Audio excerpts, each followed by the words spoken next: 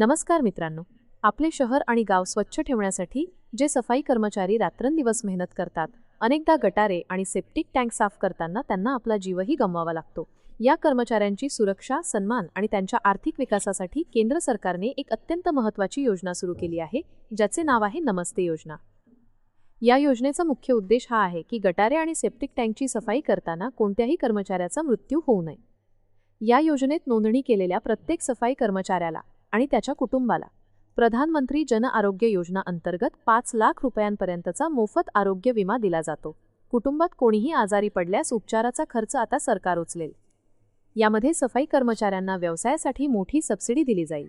सफाई कर्मचारी मजूर न राहता मालक बनावेत आणि गटारे साफ करणारी वाहने किंवा मशीन्स खरेदी करावीत, यासाठी सरकारकडून 2.5 लाख रुपयांपर्यंतची सबसिडी दिली जाईल.